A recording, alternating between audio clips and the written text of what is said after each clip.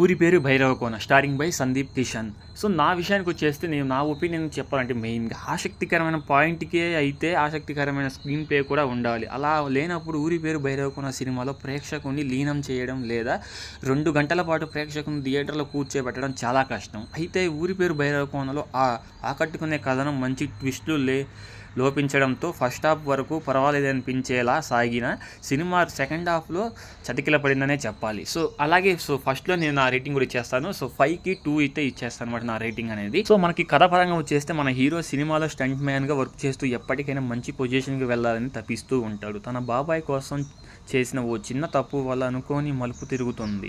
ఊహించిన విధంగా గరుడ పురాణంతో లింక్ అయిన భైరవకోన అనే ఊరిలో ఇరుక్కుంటాడు మన హీరో. అసలు భైరవకోనకి హీరో ఎందుకు వెళ్ళాడు, అక్కడ ఎందుకు ఇరుక్కోవాల్సి వచ్చింది, గరుడ పురాణానికి భైరవకోనకి సంబంధం ఏంటి, అక్కడి నుండి సో మన హీరో ఎలా బయటపడ్డాడు వంటి ప్రశ్నలకు సమాధానం తెలియాలంటే ఊరి పేరు భైరవకోన సినిమా చూడాల్సిందే.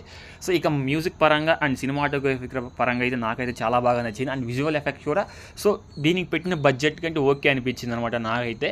సో అండ్ యాక్టర్స్ అయితే చాలా బాగా నటించారు. అండ్ సో సైడ్ కాస్ట్ కూడా చాలా బాగుంది. నాకైతే చాలా బాగా ఓవరాల్గా సో నా రేటింగ్ వచ్చేసి 5కి 2 పాయింట్ ఇస్తాను అనమాట. మీరు కూడా వెళ్ళి ఈ వీకెండ్ అయితే ఒకసారి అయితే చూడొచ్చు మూవీ అనేది నా ఒపీనియన్.